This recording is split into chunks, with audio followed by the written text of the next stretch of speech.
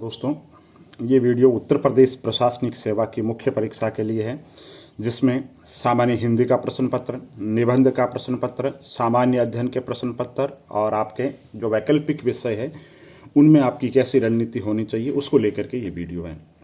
दोस्तों, सबसे पहले मुख्य परीक्षा के लिए ज़रूरी है कि जो सवाल पूछा जा रहा है उसका मर्म आपको पता होना चाहिए। क्वेश्चन में जो टेल वर्ड पूछे जाते हैं जिसे पिछलघु शब्द कहते हैं, आलोचना, समालोचना, विवेचना, इन शब्दों का अर्थ आपको भली भांति पता होना चाहिए, क्योंकि अगर आलोचना पूछ रहे हैं तो अलग उत्तर है, समालोचना पूछ रहे हैं तो अलग उत्तर है, टिप्पणी पूछ रहे हैं तो अलग उत्तर है। इसके लिए मैंने इस वीडियो के डिस्क्रिप्शन में ये बता दिया है कि आलोचना, समालोचना क्या है और किसी भी सवाल का उत्तर देते समय किन किन बातों का ध्यान रखना चाहिए। इस वीडियो के अंदर डिस्क्रिप्शन में एक लिंक दे रखा है, आप जरूर देख लीजिए। 3000 शब्दों का मेरा एक आर्टिकल लिखा हुआ है, तो उन शब्दों का अर्थ आपको आना जरूरी है। तो सबसे पहले जो सवाल पूछा जा रहा है उसको ध्यान से पढ़ो। उसके बाद के अंतर्गत 1 मिनट आप लगाइए, क्वेश्चन जो है उसकी फ्रेमिंग कीजिए। फ्रेमिंग कैसे करनी है?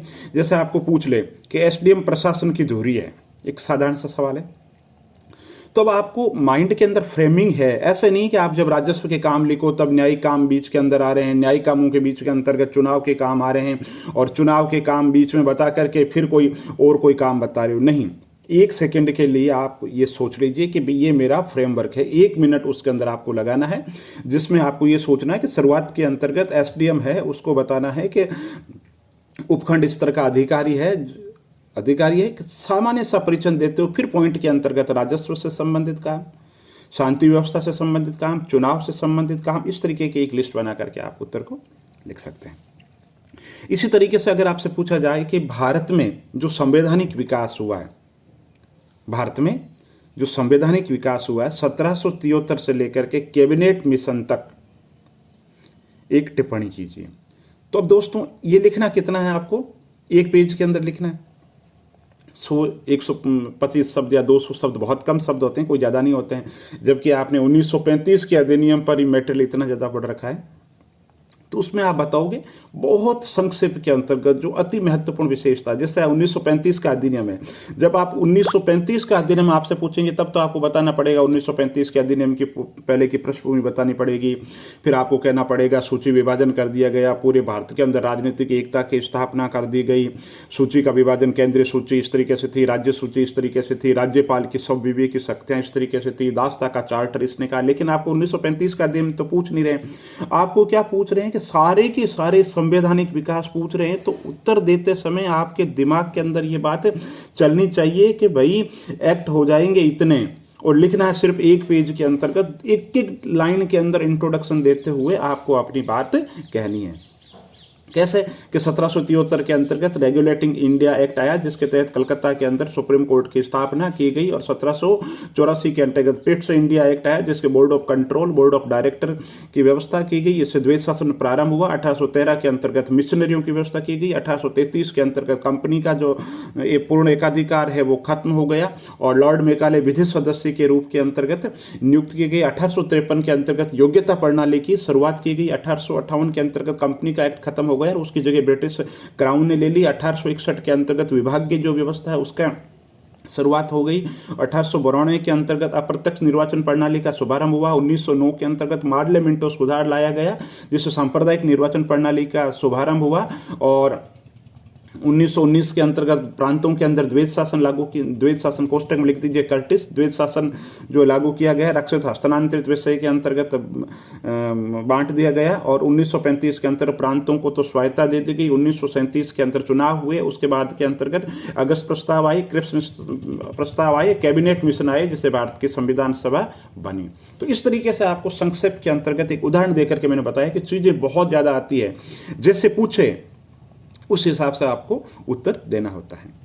अब जैसे मान लो यही क्वेश्चन पूछ ले आपसे, आप घर से रट के गए हो कि साहब कलेक्टर के कार्य, और आपसे ये कह दे कि 73वें संशोधन के बाद के अंदर कलेक्टर की जो भूमिका है उसमें ह्रास हुआ है, तो फिर वहां पर आपको कलेक्टर के पावर नहीं लिखने, वहां पे आपको इंट्रोडक्शन देना कि कलेक्टर जिला प्रशासन की धुरी है, कलेक्टर राजस्व प्रशासन से संबंधित, चुनाव से संबंधित, प्रोटोकॉल से संबंधित काम करता है, किंतु भारतीय संविधान के अंदर वर्णित अनुच्छेद 25 के अंतर्गत कार्यपालिका न्यायपालिका के पृथक्करण की बात कही, इस कारण से कलेक्टर के पद घटे हैं। इसके साथ ही 73 संशोधन आ जाने के बाद में पंचायती राज जो निकाय है उनको ज़्यादा से ज़्यादा शक्तियाँ प्रदान की गई है। इसलिए पंचायती राज के अंदर कलेक्टर की सीधी भूमिका घटा करके उसके बजाय जिलाधीश की जो भूमिका है वो फ्रंट गाइड और फिलोसफर की होगी। रेगुलेटरी जो भूमिका है, विकास संबंधी जो काम है, उससे उनको फ्री कर दिया गया है ताकि अपना जो कलेक्टर अपना ध्यान है अति महत्वपूर्ण विषयों पर दे सके, हालांकि वो निर्देशक और नियंत्रक के रूप में रहेगा। तो इस तरीके से आपको अपनी बात कहनी है, जिस तरीके से सवाल पूछा जा रहा है उस तरीके से आपको उत्तर देना है। तो उत्तर प्रदेश प्रशासनिक सेवा का जो स्तर है वो बहुत ही अच्छा स्तर है। संघ लोक सेवा आयोग से लगभग मिलता जुलता स्तर उत्तर प्रदेश लोक सेवा आयोग का है। तो उत्तर प्रदेश लोक सेवा आयोग की तैयारी के लिए सबसे पहले आप पिछले सालों के जो प्रश्न पत्र है उनको आप देखिए, कहाँ से सवाल पूछे जा रहे हैं तो वापस वहीं से पूछा जाएगा। इसके अलावा कोई भी जो सवाल पूछा जा रहा है उसका समसामयिक जो दृष्टि से आप महत्व आपको बताना ही है। अंतिम रूप के अंतर्गत जो सवाल आपको कहना है, जवाब जो देना है दे दीजिए, लेकिन अंत के अंदर आप उसको समसामयिक मुद्दों से, कोई रिपोर्ट्स के माध्यम से, कोई व्यक्ति के कारण चर्चा में आने की वजह से, कोई संस्था, कोई व्यक्ति वर्तमान के अंदर कोई ऐतिहासिक जगह विश्व धरोहर सूची में आ जाने की वजह से या कोई सूचकांक में आ जाने की वजह से, किसी भी वजह से कोई भी घटना, कोई भी सामग्री हो, उसको आप कोशिश कीजिए कि समसामयिक जो मुद्दों से उसको आप जोड़ सकें। तो मुख्य परीक्षा के अंदर दोस्तों संक्षेपण की जो कला है उत्तर प्रदेश प्रशासनिक सेवा के अंदर वो आपको बहुत अच्छे तरीके से आनी चाहिए। जैसे कि आपसे ये पूछ लिया कि उत्तर प्रदेश के अंदर साहित्य के विकास के लिए सरकार के द्वारा क्या क्या किया जा रहा है, तो बहुत ज़्यादा मैटेरियल है, उसको सोर्ट करना आपके लिए भारी हो जाता है। उत्तर प्रदेश सरकार पर्यटन के लिए क्या कर रही है, उत्तर प्रदेश सरकार इंफ्रास्ट्रक्चर के लिए क्या कर रही है, उत्तर प्रदेश सरकार में कोऑपरेटिव मूवमेंट की क्या स्थिति है, उत्तर प्रदेश सरकार के द्वारा प्रशासनिक सुधार के अंदर, प्रशासन के अंदर नवाचार के लिए क्या क्या किया जा रहा है। तो आपने मटेरियल बहुत ज़्यादा पढ़ रखा है, लेकिन उसको संक्षिप्त के अंदर आना बहुत ज़्यादा जरूरी है। तो आप कॉमा लगाते हुए आप अपनी बात कह सकते हैं, आप फ्लो चार्ट के माध्यम से अपनी बात कह सकते हैं, आप एक मैप का प्रयोग जरूर करें। मतलब कुछ भी सवाल पूछे, अगर आप मैप का प्रयोग करेंगे तो उससे आपके जो अंक है बहुत ज़्यादा बढ़ जाएंगे। और मैप यूँ थोपा हुआ नहीं लगना चाहिए, एक नेचुरल वे के अंदर लगना चाहिए। जैसे आपसे पूछे कि भारत में सूती वस्त्र उद्योग, तो एक छोटा सा मैप बना, आप जब अभ्यास करोगे तो ऐसी स्थिति में पहुंच जाओगे, आप 15 सेकंड के अंदर आप मैप तैयार कर सकते हो। जैसे सूती वस्त्र उद्योग पूछे तो एक छोटा सा नक्शा बनाया भारत का, बता दिया साहब ये सूती वस्त्र उद्योग यहाँ संकेंद्रित है। तो मनोवैज्ञानिक रूप से जो शिक्षक है उस पर बहुत ज़्यादा उस चीज़ का प्रभाव पड़ता है। आपके जब उत्तर होंगे उसके अंदर क्रमिकता होगी, उसके उत्तर के अंदर सिलसिलेवार वर्णन होगा, उत्तर आपके टू द पॉइंट होंगे, उत्तर समसामयिक मुद्दों से जुड़े हुए होंगे, फ्लो का प्रयोग होगा, चार्ट का प्रयोग होगा, स्टैटिक्स जो सारणी बनाएंगे आप, तो इन चीज़ों का शक पे बहुत ज़्यादा फर्क पड़ेगा। और शुरुआत के अंदर आप क्वेश्चन के अंदर ये करेंगे तो अंत तक टीचर हर सवाल को पढ़ेगा, ऑडियो रिटेंशन बढ़ेगा, उस चीज़ को वो पढ़ेगा, ज़्यादा से ज़्यादा रुचिकर हो जाएगी। किसी बात को कहना अलग चीज़ है और प्रस्तुतिकरण अच्छे तरीके से करना जिससे कि शिक्षक को आकर्षक लगे, तो उसमें दोनों में बहुत ज़्यादा अंतर है। तो उत्तर प्रदेश लोक सेवा आयोग का जो लक्ष्य है, बहुत से कैंडिडेट कहते हैं कि साहब लोक सेवा आयोग के अंदर हम तो बहुत अच्छा लिख करके आ जाते हैं, लेकिन उसके अंदर नंबर नहीं आते दोस्तों। तो नंबर दोस्तों तब आते हैं जब आप कोई चीज़ है उससे को रिलेटेड करते हो।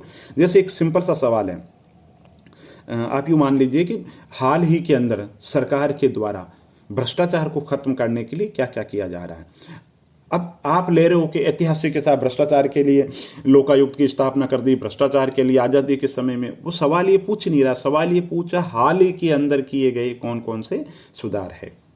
अब इस सवाल को अगर आप 125 शब्दों के अंदर लिख रहे हो तो आप 10 शब्द ऐतिहासिक पृष्ठभूमि का दे सकते हो कि राज्य में भ्रष्टाचार को समाप्त करने के लिए ये संस्थाएं, और फिर कहो है वर्तमान के अंतर्गत सरकार के द्वारा ये चीज़ें, ये स्कीम्स, ये किया जा रहा है। उनको समसामयिक जो मुद्दे उन पे ज़्यादा 90% उसी पे फोकस करना है। एक दोस्तों क्या होता है, कोई सवाल पूछा जाता है तो उसका समसामयिक महत्व होता है, हम उसको ऐतिहासिक पृष्ठभूमि के अंदर ले जाते हैं और वहाँ का रेफरेंस ज़्यादा कर देते हैं। तो वो नहीं, उत्तर जो किस सवाल है, कोई घटना वर्तमान के अंदर चर्चा के अंदर है, वर्तमान के अंदर उसका महत्व ज़्यादा है, तो वर्तमान संदर्भ के अंदर उसकी चर्चा आप ज़्यादा कीजिए। तो वापस अगर रिपीट करूं तो उत्तर प्रदेश लोक सेवा आयोग के लिए इस तरह पुस्तकों का चयन कीजिए, क्योंकि जब आप अच्छा पढ़ोगे तभी अच्छा लिखोगे। समसामयिक मुद्दों से उसको जोड़ने की कोशिश कीजिए, ठीक है।